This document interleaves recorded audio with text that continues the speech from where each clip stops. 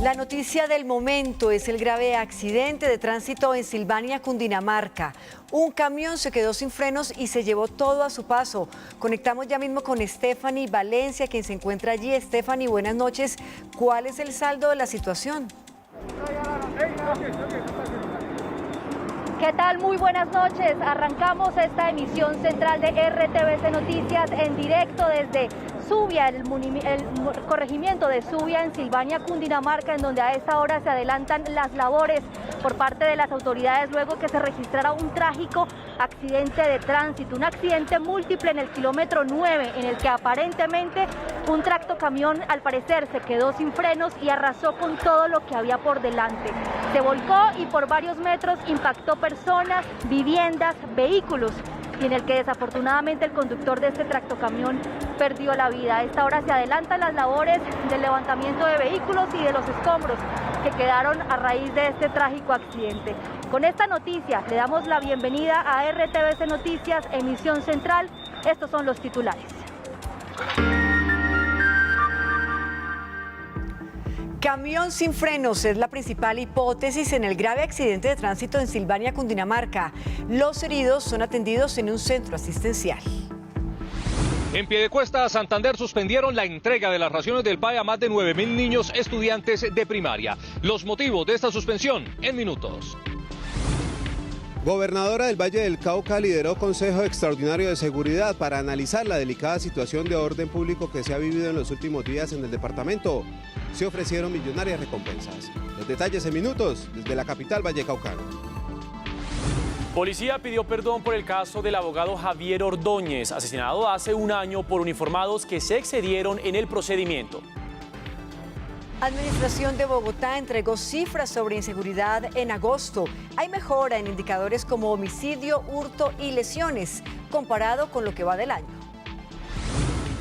Intensa polémica de cruce de cartas con acusaciones de supuesta financiación narco a campañas. Los Rodríguez Orejuela señalan a Pastrana, quien ya había revelado una carta en la que los capos acusan a Samper. La reforma tributaria solo está pendiente de conciliación y sanción presidencial. En minutos, ministro de Hacienda explica en entrevista los detalles del proyecto. Libreros en crisis proponen un trueque humanitario. Cambian libros por comida. Polémica en Bogotá por pareja que tuvo sexo dentro de un bus del SITP. Trascendental jornada en Francia. Inició el juicio por los ataques terroristas del Teatro Bataclan y otros puntos de París con más de 130 muertos. Hay más de 20 acusados. Y hoy tenemos una nueva entrega del especial periodístico por los 20 años del ataque terrorista en Estados Unidos. Hoy, la historia del chef que se salvó de morir por mandar arreglar las gafas. Y en deporte, la selección Colombia se prepara para enfrentar a Chile por esta fecha de eliminatorias en la ciudad de Barranquilla. Más adelante les cuento qué dijo el técnico Reinaldo Rueda de este compromiso. Y en cultura, información de cine. El largometraje Tantas Almas representará al país en los premios Goya 2022. Se lo llevaron. Ampliamos de una vez la noticia con la que iniciamos nuestra emisión central. Una falla en los frenos es la principal hipótesis del accidente de tránsito esta tarde en Cundinamarca, en el que, recordemos, una persona murió y 4 resultaron heridas. En la vía Bogotá-Girardot, a la altura de Silvania, se encuentra precisamente nuestra periodista Stephanie Valencia. Stephanie, volvemos a conectar con usted para que nos amplíe la información. Adelante. ¿Qué tal? Muy buenas noches, así es, aquí continuamos en este punto del corregimiento de Zubia, en Silvania, Cundinamarca, en donde ya se completan más de 7 horas de labores por parte de las autoridades para hacer el respectivo levantamiento de los vehículos. Esto que están viendo ustedes aquí es precisamente las láminas metálicas que cargaba este tractocamión, que fue el que finalmente generó todo este trágico accidente, que por cierto fue múltiple porque se llevó por delante al menos 12 vehículos, entre ellos motocicletas, arrasó con viviendas, con establecimientos comerciales, incluso con la estación de policía de este corregimiento. A esta hora, como ven ustedes, ya se hizo el respectivo levantamiento. En este punto exactamente se encontraba la tractomula volcada. en el que quedaron presionados varios vehículos, motocicletas, incluso personas que también resultaron heridas en este accidente. La versión preliminar que manejan las autoridades es que al parecer este tractocamión se habría quedado sin frenos y como verán ustedes en el siguiente informe y como quedó registrado en videos de cámaras de seguridad, la tractomula se volcó y por varios metros arrastró todo lo que había por delante. Hablamos con las personas afectadas y esto fue lo que nos contaron. La tragedia ocurrió cuando esta tractomula que transitaba por la vía Silvania-Bogotá aparentemente se quedó sin frenos en el sector de Subia y arrasó con todo. Esta mujer fue testigo del momento. Nosotros miramos pasar el carro y no nos dio tiempo ni reaccionar, cuando miramos fue que el carro entró al restaurante. Según bomberos de Cundinamarca, el conductor perdió el control y se llevó por delante a varias personas, 5 motos y 12 vehículos, entre ellos un bus de transporte intermunicipal, 2 patrullas de la policía y varios carros particulares. Uno dice este vehículo venía fallándole freno porque recalentamiento, el humo que se le veía a la pacha. La policía de Cundinamarca confirmó que el conductor de la tractomula murió en el accidente. Este conductor del bus intermunicipal resultó herido. 30 segundos antes del accidente alcancé a bajar del vehículo. En el momento fue que sonó el totazo y nos tocó rápidamente actuar, ayudar a evacuar también a las otras personas que habían quedado presionadas en el vehículo. En medio del caos y los escombros, vecinos socorrieron a los afectados, 4 personas que resultaron lesionadas y están siendo atendidas en hospitales de Fusagasugá. En menos de 10 segundos queda uno con las manos vacías, de verdad, como se dice por ahí. Pero bueno, las latas se recuperan y la vida de uno no, pero yo hacía 2 minutos me había bajado del carro. Pues gracias a Dios ya está estable. Gracias a Dios, pues solo una pierna fracturada y la cabeza rota. Pues gracias a Dios, un milagro. Como quedó la buceta, pues es por un milagro. Las estremecedoras imágenes dan cuenta del impacto de los daños en la subestación de policía y en 7 viviendas más por cuenta de los vehículos que, embestidos por la tractomula, impactaron en casas y comercios que quedaron prácticamente en ruinas. Bueno, aquí estamos ahora, nos movimos hace unos metricos más adelante, una de las viviendas, pero también establecimientos comerciales que resultaron afectados. Aquí que vemos los escombros que quedaron ya del choque de la tractomula cuando pasó por este punto y siguió derecho hasta abajo, en donde finalmente colapsó con un restaurante. Aquí nos encontramos precisamente en otro restaurante, como ven ustedes los daños estructurales que presentó, pero también estuvimos hablando con esta familia que nos manifestó que estuvieron por varios minutos atrapados en este punto precisamente por el accidente. Buenas noches. Cuéntenos ustedes cómo vivieron ese momento preciso del accidente. No sé, pues, uno se queda como, no haya si correr, no haya uno qué hacer, la verdad. Entonces el niño mío estaba sentado acá teníamos 2 niños. Y lo que hicimos fue correr para el 3er piso. ¿Ustedes vieron el tractocamión pasar? El primero sí, señora. Sí, señora, el primero sí. Ya después nos dimos de cuenta fue cuando ya venía el otro para encima de nosotros. ¿Quedaron ustedes atrapados por cuánto tiempo? ¿Qué es lo que impedía que ustedes pudieran salir de acá del restaurante? Toda esta parte, el carro estaba acá y toda esta parte del restaurante estaba acá, entonces obviamente nos dificultaba salir por cualquier lado. Lo que hicimos fue ir arriba para que la gente nos mirara que estábamos bien y de ahí pues entró un familiar cercano acá a la familia y se metió por los escombros y nos sacaron. Bueno, muchísimas gracias. Pues bien, voy a pedirle el favor a mi camarógrafo que nos pueda ayudar a mostrar un poco la estación de policía, que también fue una de las estructuras que resultó afectada por el paso de este tractocamión que, recordemos, por varios metros, una vez se volcó, pues terminó deslizándose hasta este punto. Esta es la estación de policía del corregimiento, que como ustedes pueden ver, pues también presentó varios daños. Aquí ya están las personas terminando de limpiar, una labor que por supuesto lleva más de 7 horas porque fue un accidente que se registró desde las 12 del día y aquí continúan todavía levantando los escombros, retirando los vehículos y las personas pues por supuesto tratando de recuperar lo que más pueda de sus locales y también de sus viviendas y muchas personas que además también se salvaron por minutos, como pudieron ver ustedes, que estaban dentro de los vehículos y que minutos antes habían salido de ellos. Pues bien, a esta hora hay paso a un carril por este importante corredor vial que va desde Bogotá hacia Fusagasugá. Con esta información nos despedimos. Stephanie Valencia, RTVC Noticias, conectados 24/7. Stephanie, usted muchísimas gracias por esta información, cuantiosos daños y por supuesto estaremos atentos al avance pues, en el estado de salud de las personas que resultaron heridas y a esa remoción de escombros. Vamos a continuar con otros temas y les contamos ahora que hay indignación en Piedecuesta, Santander. Más de 9.000 niños dejarán de recibir la ración del programa de alimentación escolar. Según las directivas de los 17 colegios, los alimentos entregados a los menores estaban en estado de descomposición. John López, los saludo, muy buenas noches. Cuéntenos usted qué fue lo que encontraron las autoridades. Hola Mateo, muy buenas noches. Pues la decisión de suspender la entrega de las raciones a los estudiantes de primaria en Piedecuesta obedece que la interventoría del PAE encontró que dentro de las raciones que iban a ser entregadas hoy habían varios alimentos en estado de descomposición, entre ellos frutas y panes. Por eso las autoridades iniciaron las investigaciones respectivas para hallar a los responsables de la situación.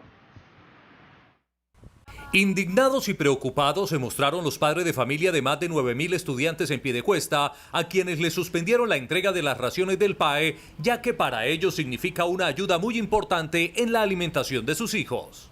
Me parece preocupante porque es una ayuda para nosotros, los padres de familia. Es muy triste porque estamos terminando de pasar por una temporada que fue bastante difícil para nosotros. La decisión se tomó luego de algunas denuncias donde se evidenciaba el mal estado en que se encontraban algunos alimentos, entre ellos panes y frutas. Son hechos que consideramos inadmisibles. No podemos permitir que esto pase con nuestros niños. Las autoridades aseguraron que adelantarán las investigaciones necesarias para que los responsables sean sancionados.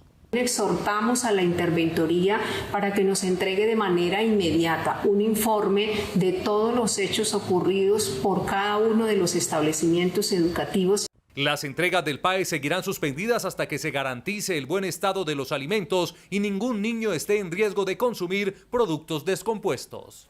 Les contamos también que en un consejo de seguridad las autoridades del departamento del Valle del Cauca definieron un plan de acción para reducir y combatir con más eficacia los delitos presentados allí en el departamento.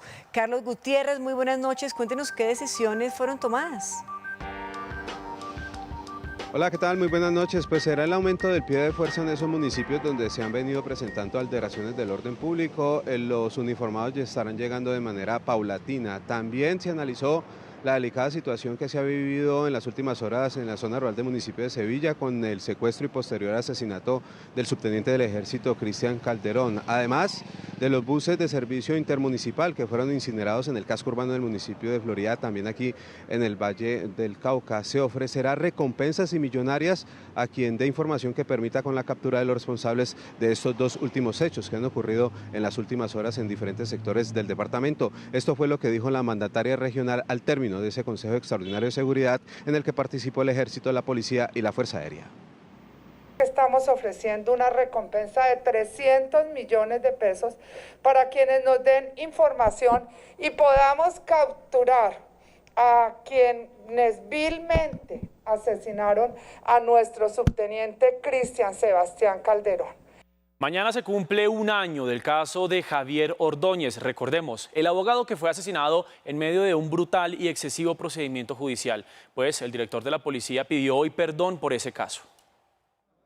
Hoy el director de la Policía Nacional reconoció los errores procedimentales de los uniformados y ofreció disculpas públicas por la muerte de civiles durante las manifestaciones del paro nacional. La Policía Nacional hoy y siempre va a lamentar, a pedirle disculpas, perdón a las personas que han sido víctimas de cualquier hecho en donde un policía, de manera comprobada, con todo el debido proceso y de acuerdo con la ley colombiana, se ha comprobado que ha cometido un acto contrario a la ley. Frente a las convocatorias de marchas para este 9 de septiembre, el ministro de Defensa hizo un llamado. No podemos permitir ni un ataque a un centro de atención inmediata.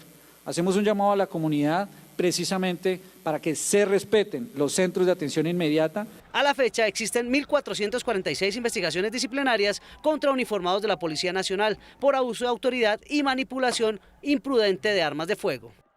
Esta tarde se cumplió en el Palacio de Nariño un consejo de seguridad ante la información de inteligencia sobre posibles desórdenes mañana a propósito del aniversario de Javier Ordóñez. Conectamos con Diego Giraldo. Hola Diego, adelante. Patricia, muy buenas noches. Efectivamente, en este momento todavía se desarrolla el Consejo de Seguridad acá en la Casa de Nariño, en donde están, entre otros, el presidente de la República, también está el ministro de la Defensa, el ministro del Interior, Daniel Palacios, y el ministro de Justicia. Entre otras cosas, el presidente ha aprovechado la ocasión para hacer un llamado a que las manifestaciones se hagan de forma pacífica y ha reiterado que, según informes de inteligencia, existe el riesgo de que se ataquen o se vandalicen algunos centros de atención inmediata acá. Siempre hay alertas y por supuesto fue identificado también por el esquema de inteligencia que en algunos lugares podía haber intencionalidad de vándalos o de personas también de pronto financiadas por grupos armados de atentar contra los CAIs.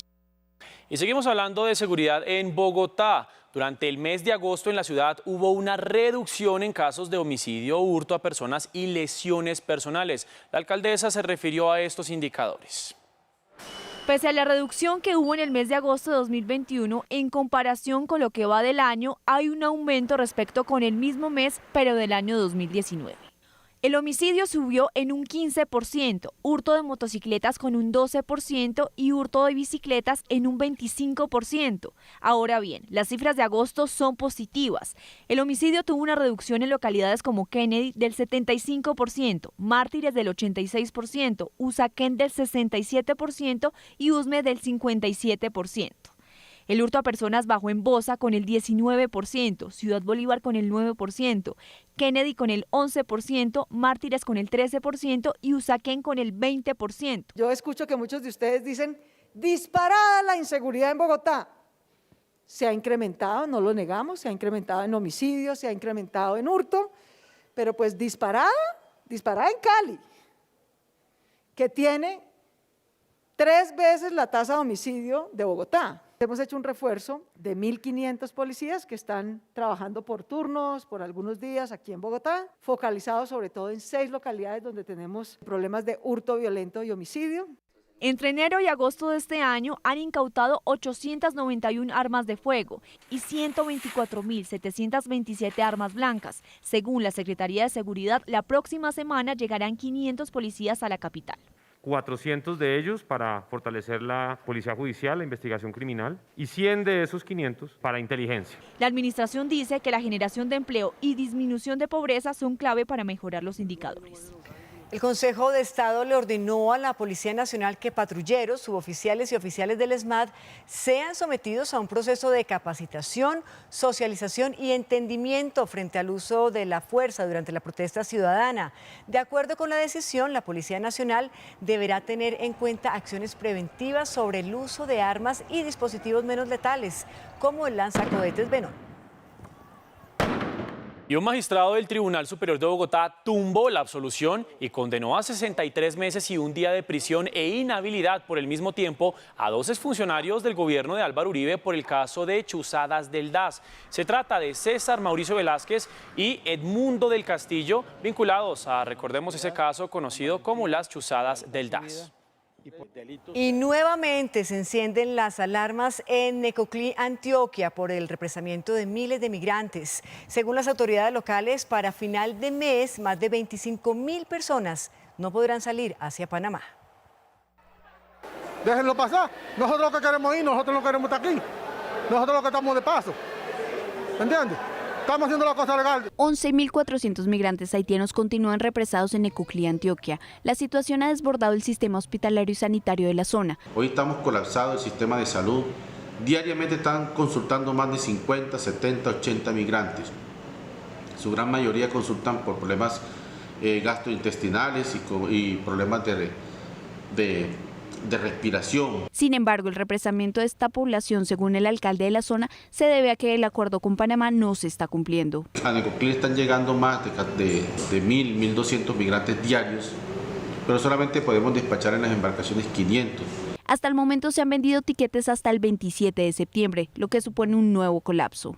Si seguimos con esta tendencia, lo más seguro es que finalizando el mes de septiembre vamos a tener más de 25.000 migrantes en Necoclí. Actualmente Panamá mantiene restricciones de ingreso, por lo que se está usando la ruta terrestre, lo que supone una travesía de hasta 8 días para llegar a este territorio.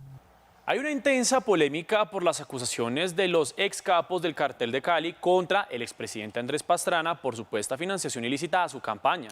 El señalamiento es una respuesta a una revelación de Pastrana, quien en días pasados publicó una carta en la que los Rodríguez Orejuela admitían el financiamiento a la campaña de Ernesto Samper.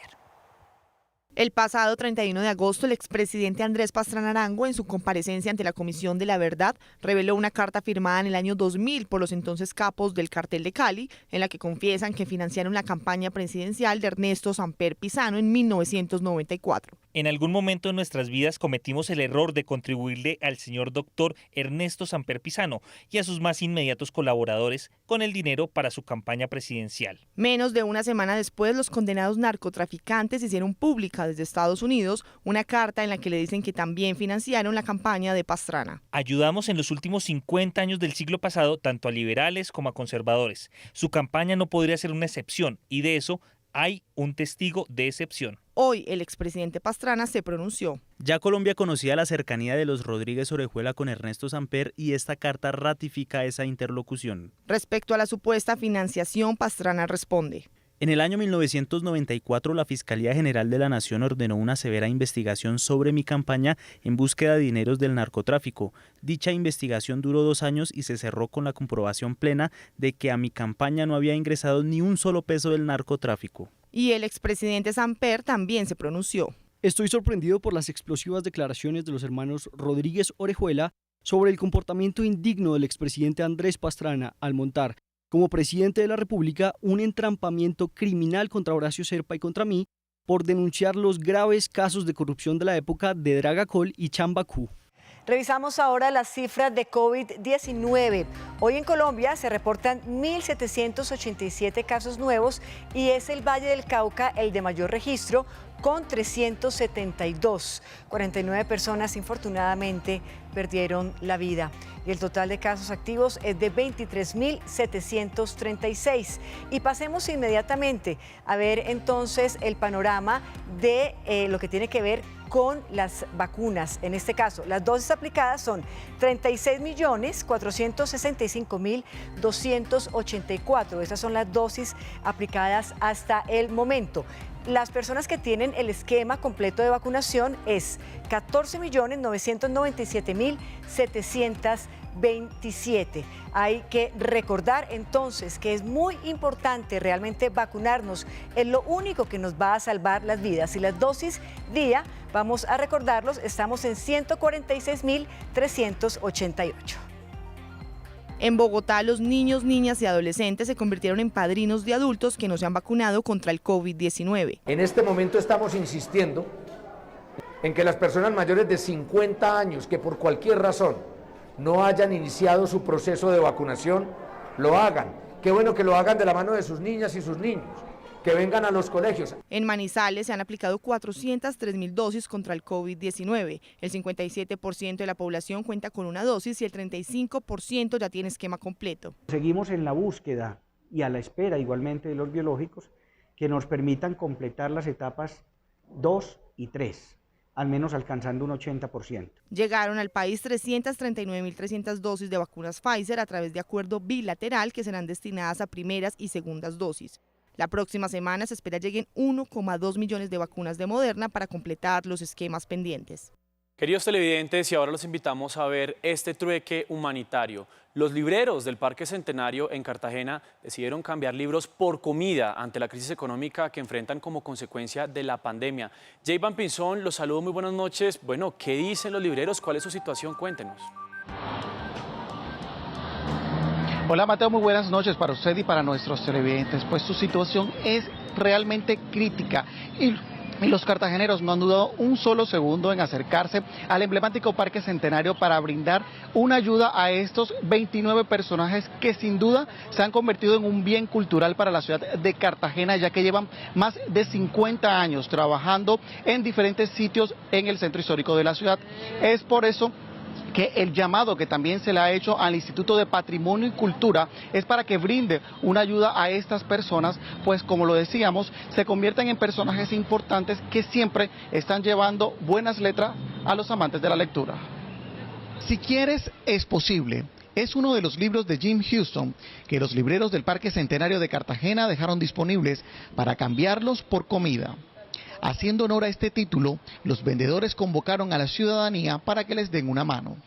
Hemos llegado a estos extremos porque ya es prácticamente la tecnología la que ha acabado con lo que es el libro en la ciudad de Cartagena y a nivel nacional, podríamos decir, un mundial. Don William tiene 25 años vendiendo estas piezas literarias y para no perder su oficio está recibiendo junto a otros 29 libreros arroz, lentejas, atún y todo tipo de alimentos que le ayuden a sostener su casa. Por mi amor a la literatura y segundo porque así sé que ellos tienen necesidades. Lo más complicado de esto ha sido nosotros es más que todo la pandemia, las clases virtuales, que muy poco las personas vienen a buscar los libros acá. Eso nos ha dado bastante durito. El Parque Centenario de Cartagena es el escenario donde convergen los amantes de las letras y la solidaridad de los cartageneros. Un sitio de más de 200 años que hoy sirve para ambientar este trueque en tiempos de pandemia. A leer más nos conviene a todos. Y una escandalosa situación se presentó en el sistema de transporte público de Bogotá. Una pareja tuvo sexo en la silla trasera de un bus. El conductor denunció la situación. El reprochable acto ocurrió en un bus del SITP en el sector de Teusaquillo. Al parecer, 2 personas le pidieron permiso al conductor del bus para tener relaciones y él aceptó por miedo a posibles represalias o un hurto. Para la policía, esta conducta puede generar una multa de hasta 484.577 pesos. Se llama inmoralidad pública y eso da una sanción de acuerdo a lo que está normativado en el Código Nacional de Policía. Expertos coinciden en que aunque no existe un delito penal, sí debe haber sanción administrativa y social. Ya que esta actividad sexual de alguna manera sí rompe con esas relaciones respetuosas que se deben dar. Transmilenio se pronunció y rechazó el hecho al considerar que se viola la sana convivencia en el servicio de transporte público. La ciudadanía también reprochó este tipo de conductas. Falta de moral, falta de ética. Los buses son para transportarse, el resto tienen que buscar otro sitio donde hacerlo. Hasta el momento no se han identificado ni al conductor ni a las personas que cometieron el hecho.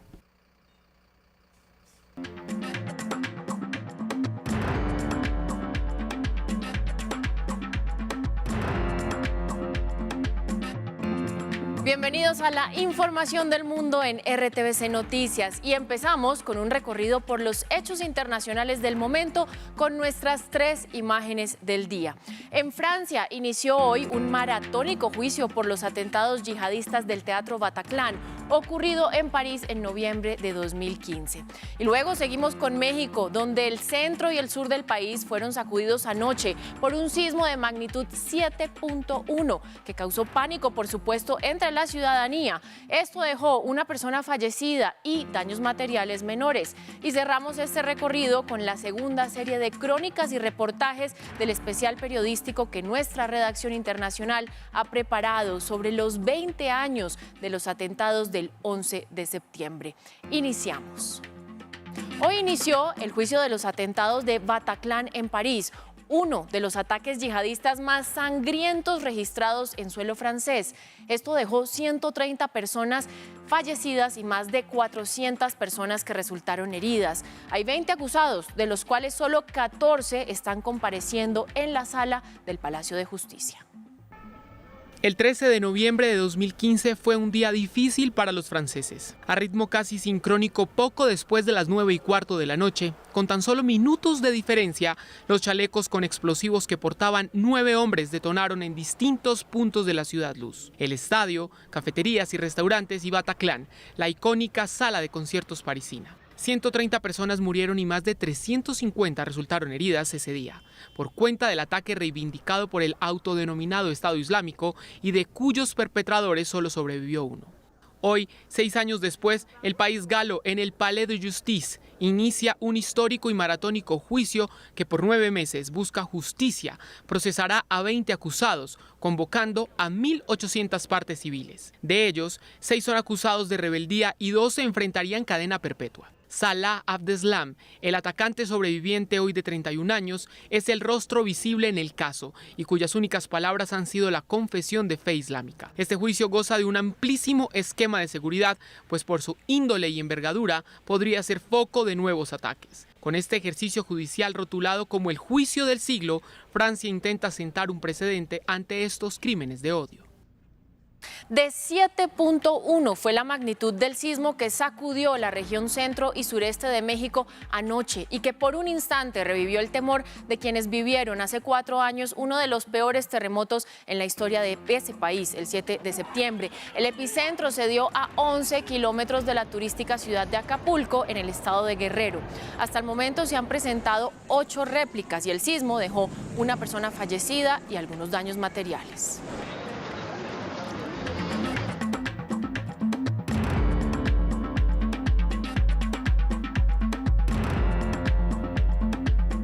Y continuamos con nuestro especial del 9/11. 20 años después del ataque a las Torres Gemelas en Nueva York, Michael Lomocano afirma que el destino le jugó una buena pasada. Ese día, el 11 de septiembre de 2001, este chef del restaurante del piso 107 de la Torre Norte decidió que era prioridad arreglar sus gafas para poder cocinar mejor.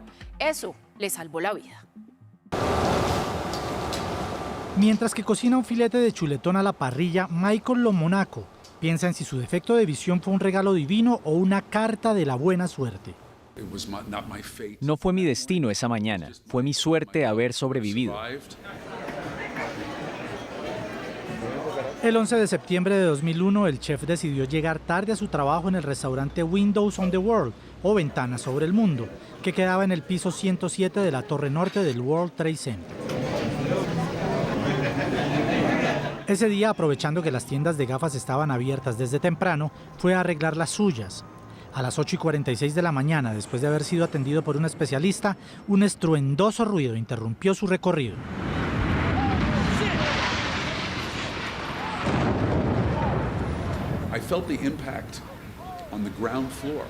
Sentí el impacto en la planta baja. En la pared detrás de mí estaba el metro. Hay una línea de metro que pasaba justo allí y pensé, eso no puede ser un tren subterráneo. El edificio tembló y fue entonces cuando se apagaron las luces. En ese instante, por su cabeza pasaron sus 79 compañeros de trabajo y las decenas de comensales que estaban desayunando en el restaurante. Podía ver lo que pasaba desde la calle. Podía ver gente agitando manteles desde mis ventanas, desde las ventanas de nuestro restaurante. Michael y otras personas fueron obligados a salir de la tienda. Su destino fue Liberty Street. Allí se encontró con los escombros y partes del fuselaje del avión. Dice que se quedó congelado en el tiempo. Fue como si fuera un acto de magia, cómo el edificio desapareció en una nube de humo. Simplemente se había ido, se derrumbó muy rápido.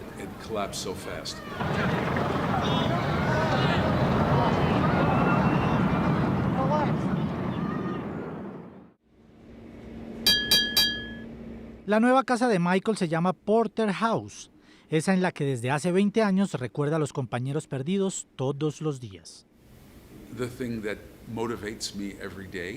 Lo que me motiva todos los días, todavía hasta el día de hoy, es quedarme en Nueva York, continuar en el negocio en el que estaban mis colegas y compañeros de trabajo, que es el negocio de los restaurantes, continuar en el negocio en el que estaban para poder honrar su memoria. A pesar de lo sucedido, Michael se quedó en la Gran Manzana. Muchos de sus amigos del piso 107 trabajan actualmente con él. Hay un grupo de nosotros que llevamos juntos más de 20 años trabajando. Eso es realmente muy importante para mí, ese espíritu de unidad. Un espíritu que, según el chef, fue fortalecido con el evento más doloroso que ha vivido, con el que marcó la historia de un coloso y con el que el mundo recuerda a las 2.997 personas que fueron víctimas de una fatídica jornada de intolerancia. Y como Michael, son miles de personas a las que el destino les dio una segunda oportunidad. Más adelante les voy a contar la de un sobreviviente que de manera inverosímil logró bajar del piso 90 de una torre en llamas. Por ahora, Vanessa, siga usted con los deportes.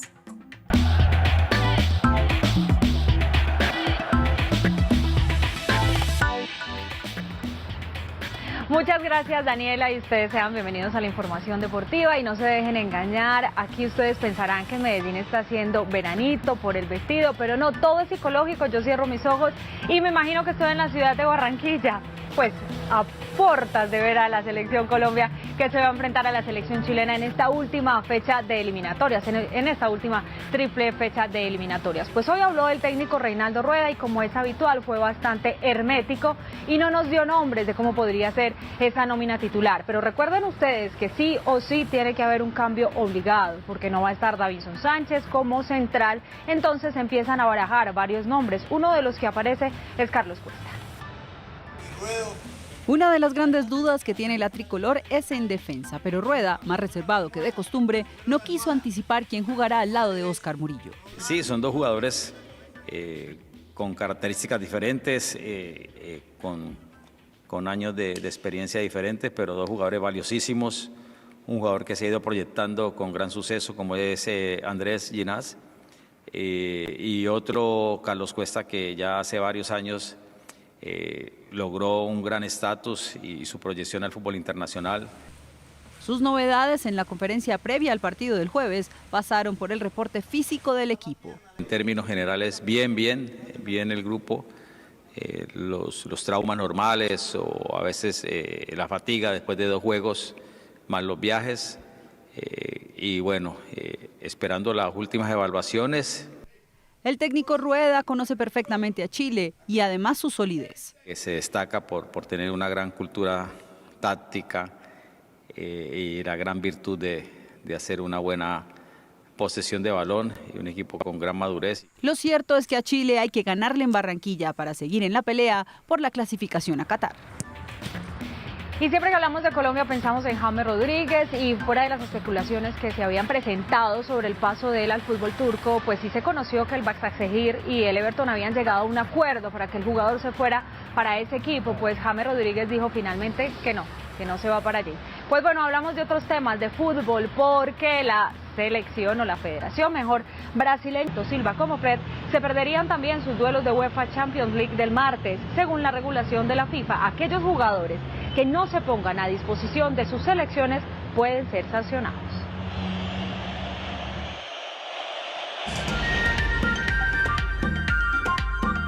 Y en otros temas, el Congreso aprobó el proyecto de reforma tributaria o ley de inversión social. En total son 64 artículos que buscan entregarle recursos al gobierno nacional para financiar el funcionamiento del Estado y, por supuesto, atender a los afectados por la pandemia.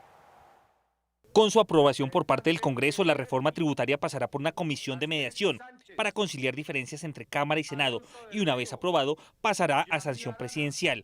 El proyecto de inversión social estima recaudar 15,2 billones de pesos y es un espaldarazo del legislativo al gobierno nacional. Va dirigido al empleo formal para jóvenes, va dirigido al ingreso solidario y va dirigido al programa Matrícula Cero. El articulado mantuvo su esencia, dejando por fuera temas sensibles como el IVA, la renta para personas naturales y las pensiones.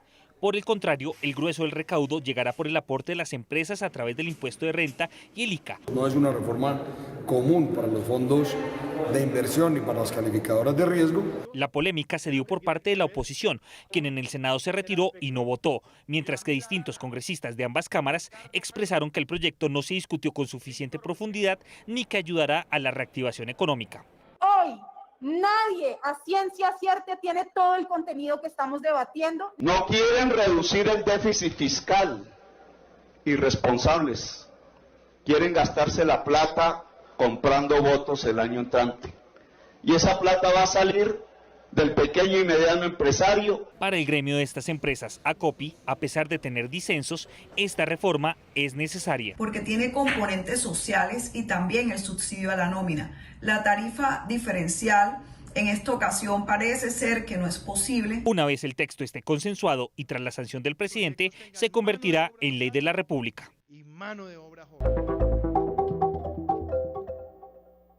A esta hora saludamos al ministro de Hacienda, José Manuel Restrepo. Ministro, muy buenas noches, bienvenido a RTVC Noticias, emisión central. Muy buenas noches, un saludo muy especial a todos ustedes, un saludo a todos los televidentes de RTVC Noticias. Un placer estar en esta noche. Gracias, ministro. De manera concreta, ¿qué cambios tuvo el texto del proyecto en su paso por Senado y también por Cámara? ¿Cuál fue quizá la modificación más importante? Yo creo que el proyecto sigue sosteniendo la esencia del mismo. ¿Cuál es la esencia? Primero, los programas sociales.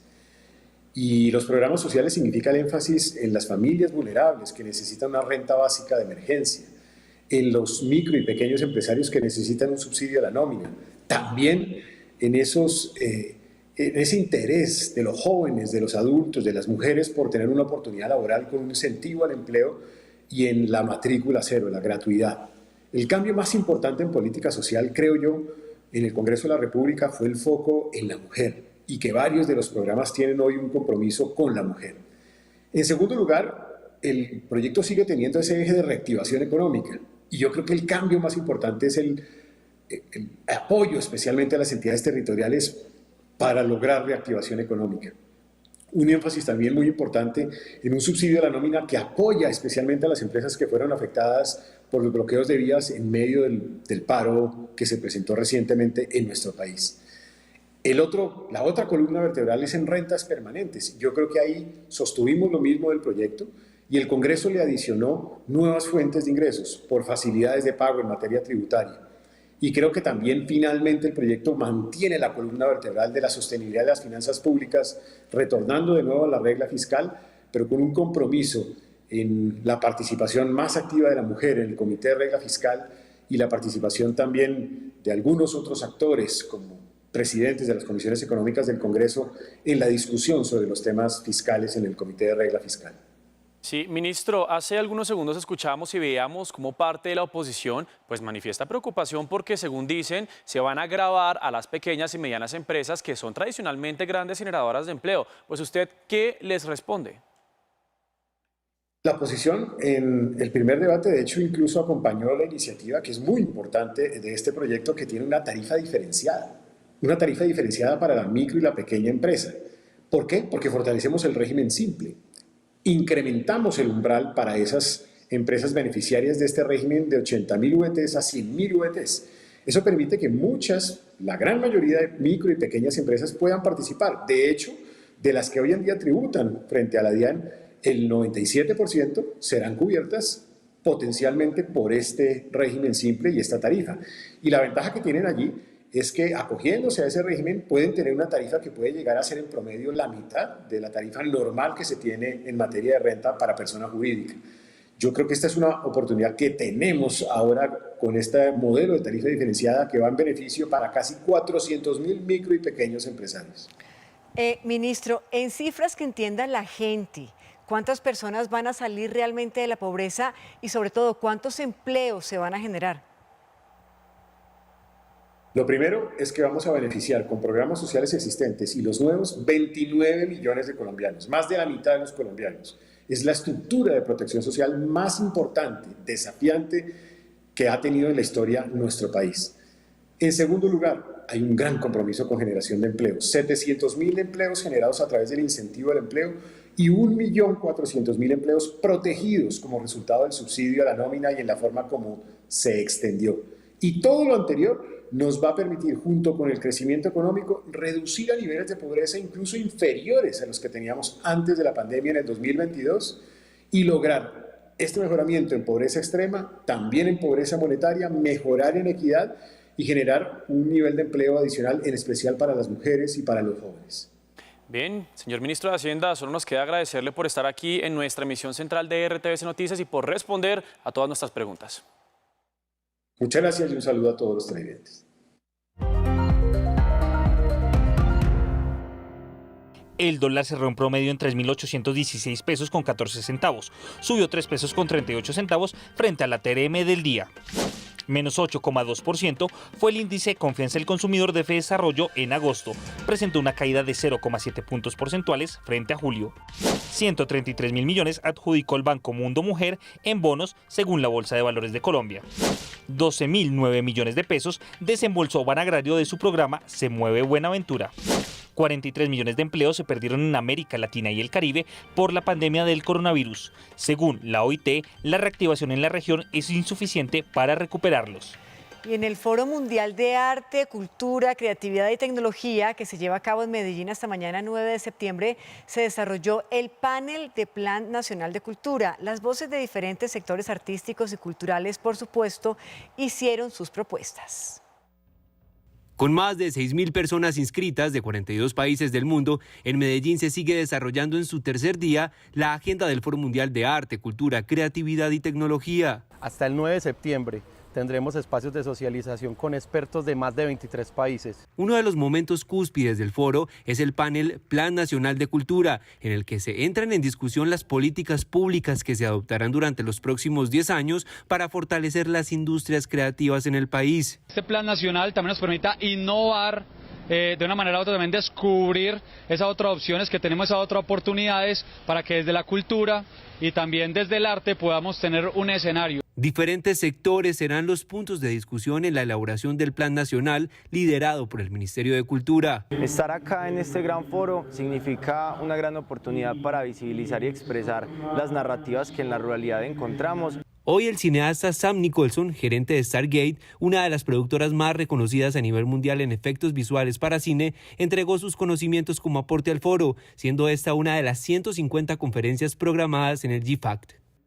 Recuerden que nos ven en Colombia y en el mundo por Señal Colombia y también por nuestro streaming en rtvcnoticias.com. Los estamos leyendo constantemente en las redes sociales con el numeral Me Conecto con RTVC. Los invitamos a que nos sigan allí en Twitter, Instagram, Facebook, @RTVC Noticias. Vamos a una pausa, pero ya volvemos. Y al regresar, más del especial periodístico que compartimos con ustedes esta semana, 20 años de los ataques del 9/11 en Estados Unidos. Esta vez les contaremos la historia de un sobreviviente en la Torre Sur de Manhattan. De manera milagrosa pudo escapar del piso 90. Ya regresamos con más información en RTVC Noticias. Somos nosotros quienes creamos, somos quienes tenemos la capacidad de moldear, de cambiar todo y empezar de nuevo. Creamos todo el tiempo, una y otra vez. La creatividad está en todos nosotros. Es nuestra mejor herramienta y es ahora que debemos usarla de nuevo. Es lo que nos ha traído hasta acá y es lo que nos llevará muy lejos. Gran Foro Mundial de Artes, Cultura, Creatividad y Tecnología, GFACT 2021. La creatividad está en todas partes. Pues yo me acuerdo que estaba mi hija ahí en el patiecito. Cuando venía el avión fue cuando cayó allá de picada. Conocemos una versión de la historia, pero esta versión no es la única. Cronos, el podcast, una información adicional con los testigos claves que complementan las historias de los capítulos en pantalla. Encuéntralos a partir del 3 de septiembre en rtvcplay.co y en senalcolombia.tv. Estás viendo RTVC Noticias, emisión central.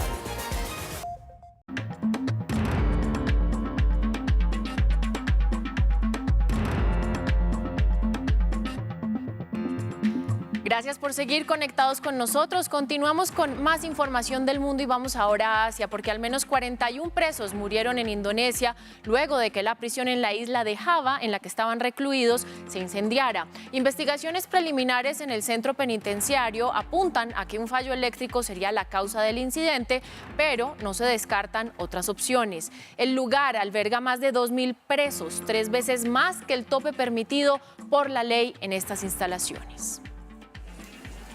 Y hoy fue retirado en Virginia un emblemático monumento denunciado como símbolo racista en Estados Unidos. La gigantesca estatua del general Robert Lee, líder militar de los Confederados del Sur en la Guerra Civil de mediados del siglo XIX, fue retirada por una grúa en Richmond, la antigua capital secesionista. Cientos de personas se reunieron para observar y registrar con sus celulares ese momento en el que la pieza de bronce fue retirada de su pedestal. Esto tras años de tensiones centradas en el pasado esclavista del país norteamericano.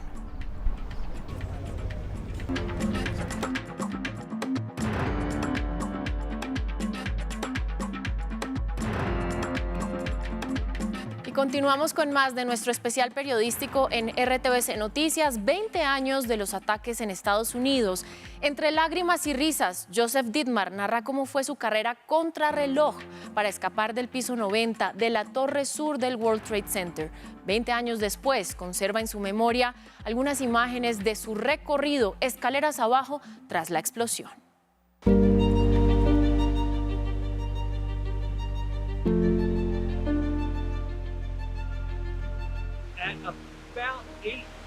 Y alrededor de las 8:46, 8:47, las luces de esa habitación parpadearon.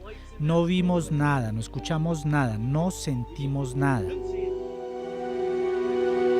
Como un leve parpadeo en el que por segundos se pierde todo rastro de tiempo y color, Joseph Dittmar, sin saber qué ocurría, experimentó un silencio agudo en medio de su escritorio en el piso 90 de la Torre Sur. Casi de inmediato, un hombre de la corporación Neon entró en la habitación y dijo: oye, ha habido una explosión en la Torre Norte y tenemos que evacuar. Aunque los megáfonos pedían mantener la calma, el sonido se diluía entre los cuadros dibujados en los vidrios de las ventanas, ubicados en el Bajo Manhattan en Nueva York.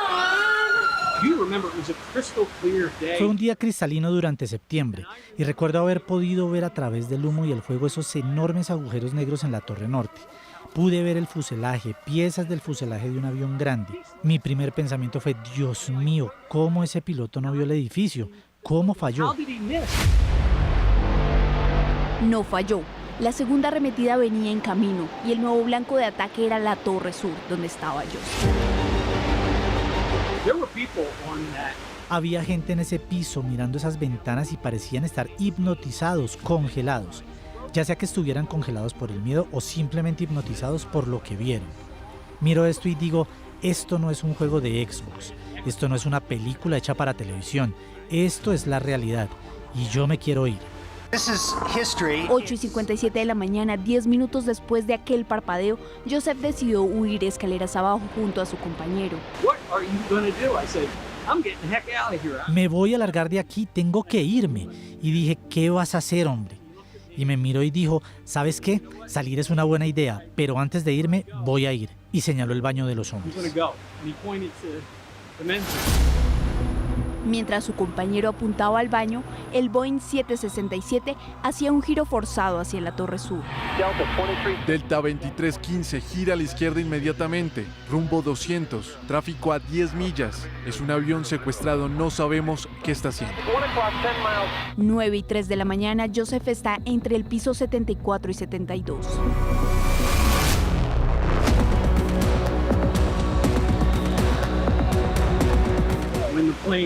El avión atravesó nuestro edificio entre los pisos 77 y 82.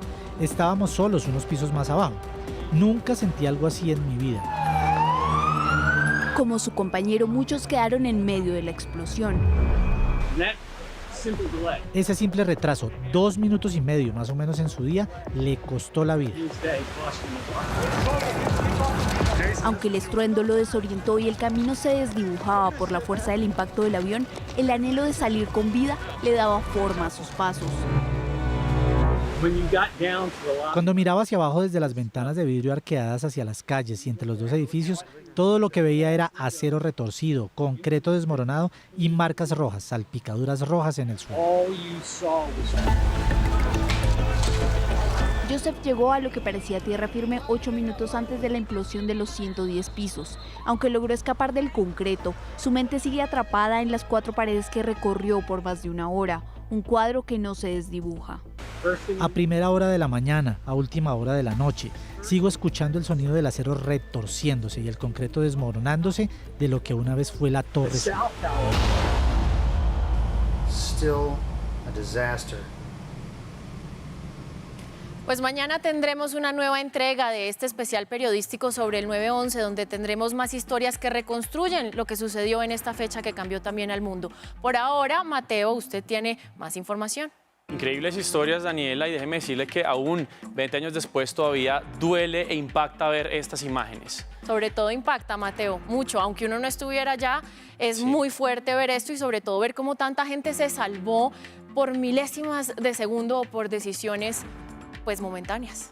Mañana más de este especial. Daniela, muchísimas gracias. También hay que recordarle a los televidentes que en pocos minutos al final de nuestra emisión tendremos De qué se habla. Y pues para conocer cuáles son los temas de conversación en esta noche, saludamos a José Fernando Patiño. José, ¿qué tenemos preparado para esta noche? Compañeros televidentes, muy buenas noches. Hoy tendremos en De qué se habla, un fenómeno que cada vez más inunda los teléfonos móviles, las tabletas y los televisores del mundo, los youtubers. Y terminamos también conversando sobre los nuevos lenguajes que estos youtubers pues están utilizando para alcanzar cada vez más personas de todas las edades y si este nuevo oficio podría ser la profesión del futuro. Los esperamos en minutos. Sigan con más información en nuestra emisión central de RTVC Noticias.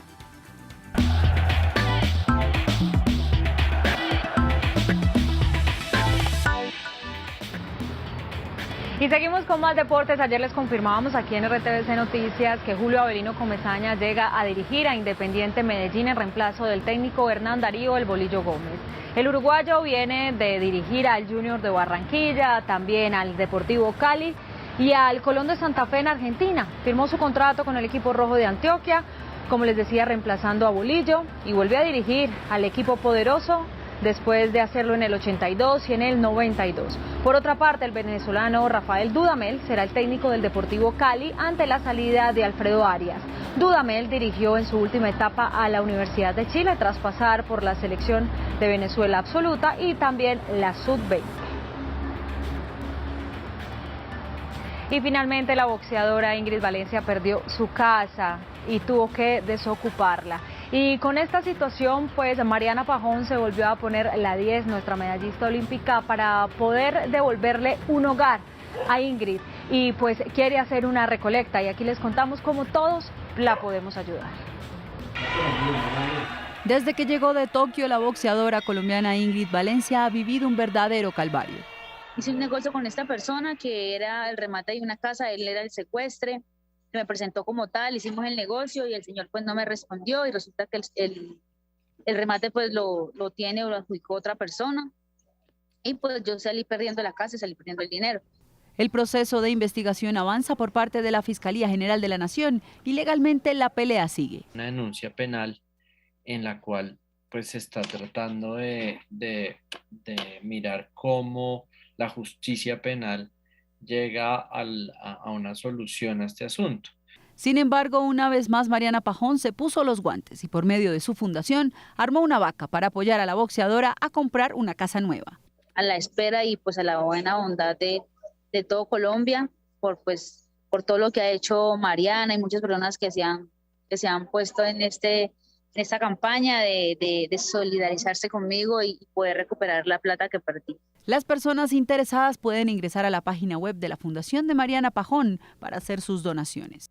Mientras toda esta solidaridad da sus resultados y se hace justicia, la boxeadora tendrá que vivir en arriendo. Por ahora tuvo que empacar sus sueños y salir de la casa que por un año creyó suya.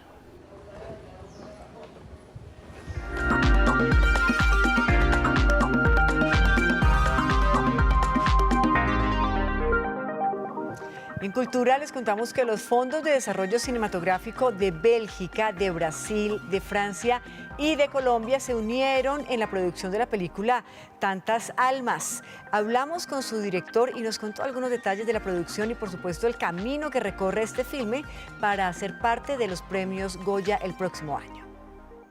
El largometraje Tantas Almas habla de esa Colombia profunda que ha sido golpeada en muchas ocasiones por la violencia. José es un pescador a que los paramilitares le mataron a los hijos y los botaron al río. Y es toda la historia de José en el periplo de buscar a los cuerpos de sus hijos para hacer el duelo. ¿Cómo toman ustedes la participación y la invitación a ser parte de los premios Goya el próximo año? De representar un cine colombiano que es diverso, que cuenta a Colombia de distintos lugares y además es una votación que hace la Academia de Cine colombiano, colegas que hacen cine, de técnicos, directores, todo esto que la escogen como una película que representa, digamos, el cine colombiano hoy en día. Llegar con una producción colombiana como Tantas Almas a los premios Goya, que son un referente para las personas que conocen o que hacen cine, ¿cómo incentiva la producción cinematográfica para nuestro país, que ha tenido un auge exponencial en los últimos 10 años? Sí, eso es clave. Mucha gente de afuera reconoce que el cine colombiano está en un momento importantísimo porque hay muchas películas y son muy diversas, que además es un cine osado porque mira de frente la realidad, que no es una realidad nada fácil, pero la mira como para darle al espectador otras posibilidades. Tengo entendido que la mayoría de esta película se desarrolla arriba de una canoa y por un río. ¿Cómo fue todo este trabajo? Fue un trabajo arduo porque rodamos en el sur de Bolívar. Normalmente hace 40 grados bajo sombra, no podíamos rodar entre las 12 del día y las 2 de la tarde. El río es el río Magdalena, que es un río grande, caótico. ¿Cómo es adaptar personas en su entorno para que hagan parte de una producción cinematográfica que es dispendiosa? Tienen que hacer varios planos, varias tomas, tienen que cumplir con ciertos requisitos y con ciertos parámetros. Sí, la propuesta de la película era que se rodase en el sur de Bolívar con gente de la zona que conociese un poco la historia de la que Tantas Almas habla, y la mayoría son actores naturales, pescadores, gente del lugar. Y lo que hicimos no tanto fue adaptarlos a un guión escrito, sino adaptar el guión a las condiciones de cada uno. Es una película que en 137 minutos da un vistazo a un conflicto que se ha convertido en tragedia, pero una parte fundamental es mostrar esa forma de reconstruir la vida después de todo. Así era yo también cuando me quedé. Eso es lo mío que caben los cantazos. Y de esta manera finalizamos nuestra emisión central para hoy. A ustedes, muchas gracias por acompañarnos como siempre. Su sintonía lo es todo. Somos RTVC Noticias, conectados 24/7. Feliz noche.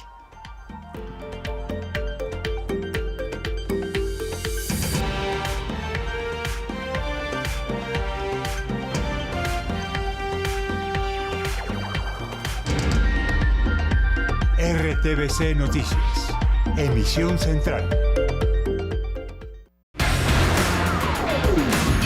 A continuación.